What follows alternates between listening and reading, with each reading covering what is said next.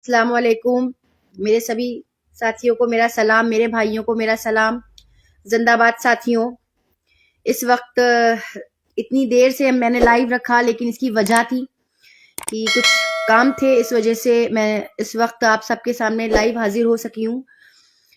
और मेरा मकसद आप सब जानते हैं, मेरा मकसद अपनी कौम को एक करना है, अपनी कौम को एक प्लेटफॉर्म पर लाना है और लोगों से ये इल्तिजा करनी है कि अब नहीं तो कब, यानी आज अगर हम एक नहीं हुए तो हम बिखर जाएंगे, टूट जाएंगे, हमारा वजूद खत्म हो जाएगा। तो अब मेरे भाइयों, मैं आप सब से, सारे ही लोगों से ये गुजारिश करती हूँ, सबसे पहले मुत्तहिद होइए, एक अपने लोगों के लिए, आने वाली नस्लों के लिए, आने वाली पीढ़ियों के लिए एक हो जाइए। आज लड़ाई अपनी खुद की नहीं है, आने वाली नस्लों की है, हमारे बच्चों की है, जो आज हमें, हमारे लोगों को हमेशा से हर चीज से वंचित रखा गया, अधिकारों से, हमारे कॉन्स्टिट्यूशनल राइट्स छीने गए, संवैधानिक अधिकार छीने गए हमसे। आज अपने अधिकार लेने का वक्त आ गया है। आज वो वक्त आ गया है कि हम सब उठें और मजबूती से अपने हक को लेना सीखें। और दूसरी बात, मैं आपको जो अहम चर्चा थी, जो मैं नहीं कर पाई थी, आज मैं वो दूसरी बात आपसे ये करना चाहती हूँ कि मैं समाजवादी पार्टी के लोगों से एक बात और कहना चाहती हूँ कि कितनी गुलामी करेंगे आप सब, कितना आप इनके लिए जो है, क्या नाम है, वफादार बनेंगे। क्यों ये हमें सेकुलर के नाम पर छल करते हैं हमारे साथ। आज से 10 साल पहले, 20 साल पहले किसकी सरकार थी? समाजवादी पार्टी सरकार थी ना। कितने परसेंट आपको नौकरियां मिली? कितने परसेंट आपको रिजर्वेशन मिला? बताइए जरा, कि आपके पास जवाब है?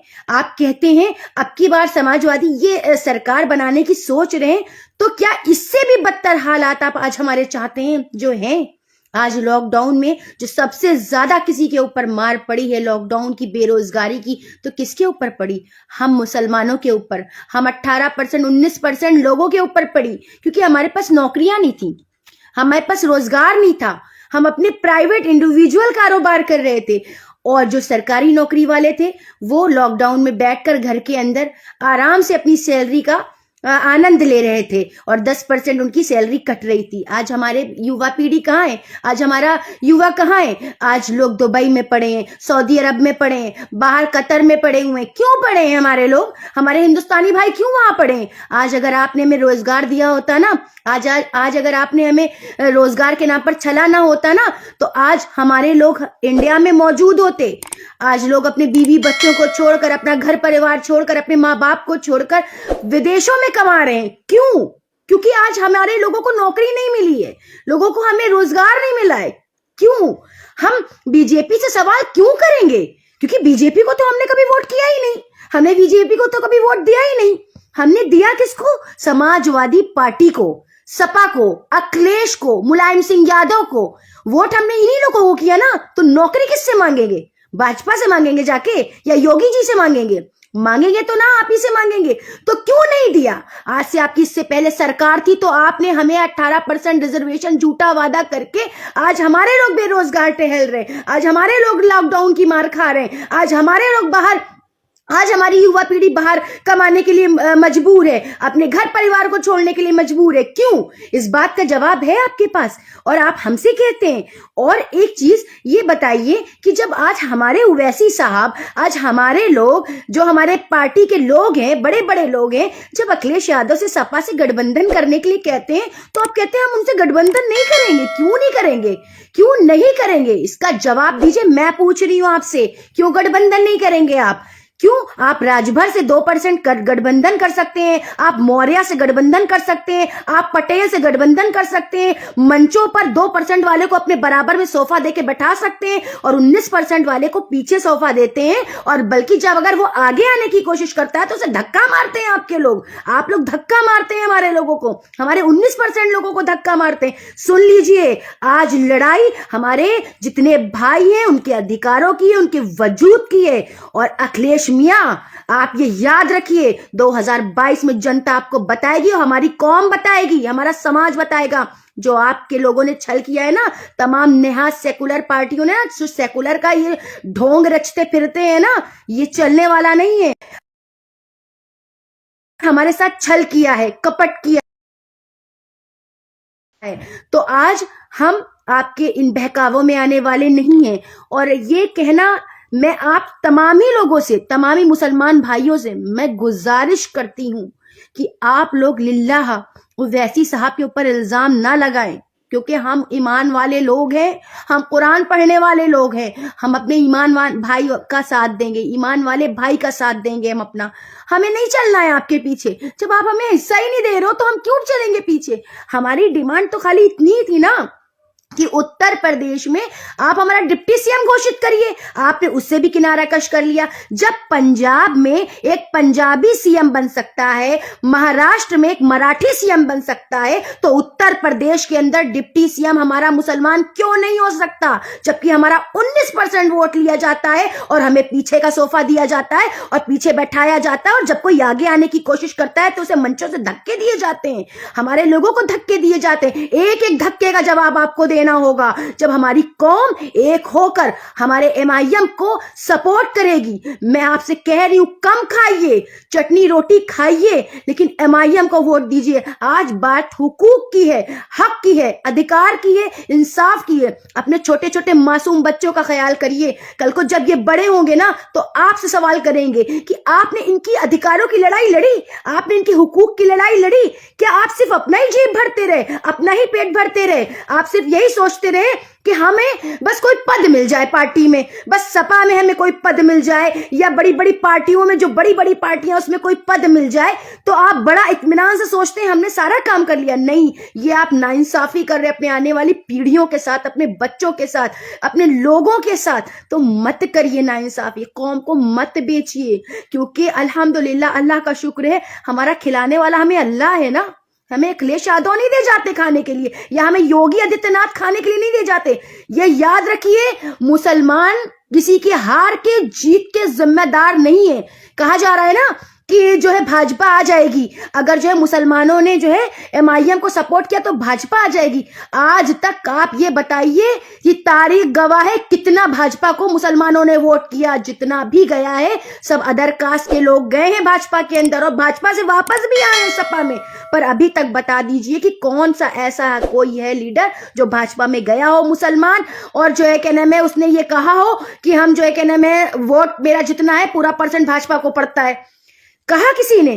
तो जब हमारा 1% वोट भी नहीं जा रहा है भाजपा को, तो आप हमको क्यों जिम्मेदार ठहरा रहे हैं हार जीत के? तो आज लड़ाई अपनी है, खुद को जिताइए। किसी को जिताना नहीं है, किसी को हराना नहीं है, बल्कि खुद को जिताना है, अपनी नस्लों को जिताना है, अपनी आने वाली पीढ़ियों को जिताना है। उठ जाइए, खड़े हो जाइए।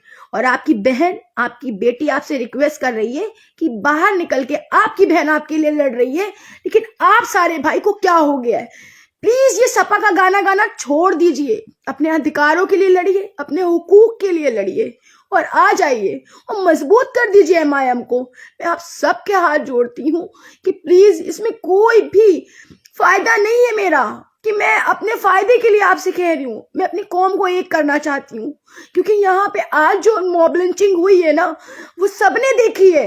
लोगों की दाढ़ी नोची गई, टोपी गिराई गई, मस्जिदें जलाई गई, मजार जलाए गए, कितना जुल्म हुआ है, सैकड़ों मॉब लिंचिंग हुई। आज भी अगर आपकी आंख नहीं खुली ना, तो कल को आपकी बेटियां भी महफूज नहीं रहेंगी, आपके घर में कोई महफूज नहीं रहेगा, मैं महफूज नहीं रहूंगी। अगर आज आपने अपने आप को एक नहीं किया, एक प्लेटफॉर्म पर नहीं आए, तो आज कोई भी बचेगा नहीं, किसी की इज्जत महफूज नहीं रहेगी। आपको मुजफ्फरनगर दंगा याद होगा ना? ऐसा ना हो, खुदा न खास्ता, फिर से अगर आप दोबारा सपा की सरकार बनाने में कामयाब होते हैं ना, फिर से एक दोहराया जाएगा, एक फिर से इतिहास दोहराया जाएगा। तो उस इतिहास को मत दोहराने दीजिए। एमआईएम पार्टी को मजबूत करिए। हम 19% हैं, हम दिखाएंगे ना, अल्लाह ताला हमारे साथ है ना। हमें किसी इंसानों की जरूरत नहीं है, हमें अल्लाह की जरूरत है, और अल्लाह ताला हमारे साथ होंगे।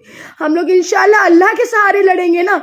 तो कमजोर मत बनिए, खुद को कमजोर साबित मत करिए। देखिए, मैं एक महिला होकर कितना हिम्मत दिखा रही हूँ, पर आप भी तो हमारे साथ हिम्मत दिखाइए, आप भी तो आगे बढ़िए, आप भी तो कोशिश करिए कि हम सब एक हो जाएं, हम सब एक होकर लड़ें और जीते इंशाल्लाह, क्योंकि हम अपने भाइयों को एक देखना चाहते हैं। चाहे हमारे भाई सपा में बैठे हो, कांग्रेस में बैठे हो, किसी पार्टी में भी बैठे हो, मैं उन सब से रिक्वेस्ट करती हूँ, प्लीज आप इस पार्टी को सपोर्ट करिए, आइए, अपनी क़यादत खड़ी करिए, अपना लीडर बनाइए। कम खाएंगे, ठीक है, चटनी रोटी खाएंगे, लेकिन हम अपनी एमआईएम पार्टी को जिताएंगे इंशाल्लाह, अपना लीडर तैयार करेंगे। हमारे ओवैसी साहब भी एक लीडर बनकर उभरेंगे उत्तर प्रदेश में इंशाल्लाह, और हम सबकी बदहाली दूर होगी, हम लोग को हक मिलेगा, अधिकार मिलेगा।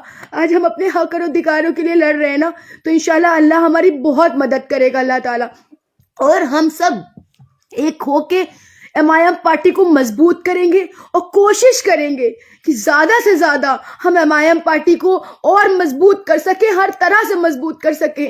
मैं तो उन लोगों पे हैरत करती हूँ ये जो झूठ बोलते हैं कि करोड़ों का फंड मिला है ओवैसी साहब को। अरे नादानो, 1 रुपया भी, बेचारे 1 रुपया भी गुनाहगार नहीं है वो किसी बंदा, वो सिर्फ अपने इंडिविजुअल पैसों से आज हमारे लिए लड़ रहा है, अपने हुकूक की लड़ाई लड़ रहा है।